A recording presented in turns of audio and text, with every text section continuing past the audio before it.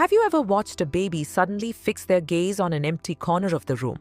Not glancing, not drifting, but staring with a focused, wide-eyed, completely unblinking intensity that adults only use when they are looking at something real and significant. And felt, despite everything rational inside you, a chill move quietly through the room, because in that moment, some ancient and irrational part of your brain whispered, "What if they can see something that I cannot?" That moment is more common than you think, and parents across every culture describe it with the same unsettled mix of wonder and unease. And what science has discovered about what is actually happening inside a baby's visual and perceptual world in those moments is so genuinely strange and so far from the comfortable explanation that the mystery disappears once you explain it, that by the end of this, the truth will feel more fascinating and in some ways more haunting than the ghost story ever did. Start with the biology, because the biology alone overturns almost everything most people assume about what a baby can and cannot see. A newborn's ability to resolve fine visual detail is extremely poor,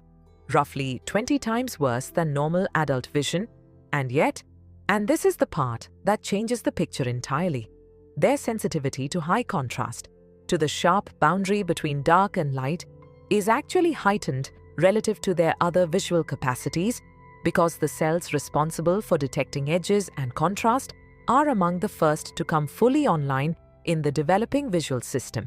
which means that a baby who cannot clearly see your face from across a room can detect, with startling precision, the exact place where light ends and shadow begins, and a room that looks uniformly dim to your experienced adult eyes is, to the baby's contrast-tuned visual system, full of edges and boundaries and shifting gradients that demand attention and investigation. Here is the first twist that makes the empty corner stare make complete sense. The baby's brain is not equipped with decades of experience telling it what is a face and what is merely a shadow shaped like one. And so the face detection system, the ancient, hardwired scanning program that runs continuously in every human brain from the first days of life, searching the visual field for the 2 eyes and a mouth configuration that means another living being is present,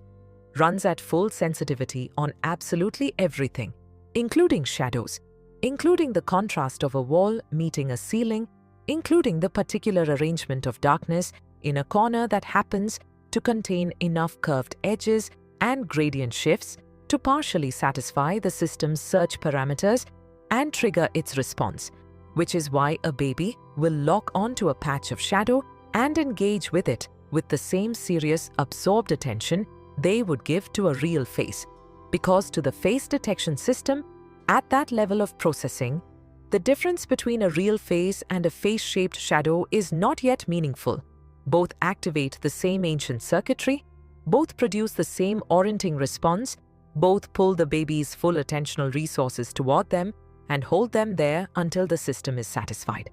Here is the second twist, and this one is genuinely extraordinary. Some of what babies seem to see in the dark may not come from the outside world at all, but from inside, from the spontaneous electrical activity of an immature retina that is still calibrating itself, still learning to distinguish its own internal firing from genuine external signals, producing patterns and movements and possibly even shape-like configurations that travel up the visual pathway to the brain and are processed there as if they were information about the world, which means the darkness the adult sees when they look at the corner the baby is staring at is very probably not the darkness the baby is experiencing,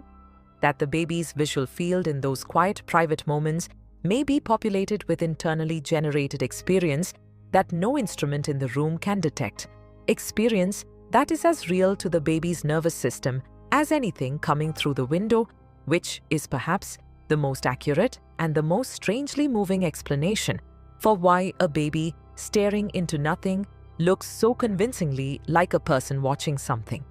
Because in the only sense that matters for experience, something may be there, something the baby alone can perceive, something that will vanish without a trace as the visual system matures and learns to silence its own noise, something that belongs completely and exclusively to the earliest and most unrepeatable weeks of a human life. So the next time a baby locks their gaze on the empty corner and you feel that irrational chill, let the mystery stay, because the science earns it, and the baby is already somewhere you cannot follow. Subscribe for more mind secrets.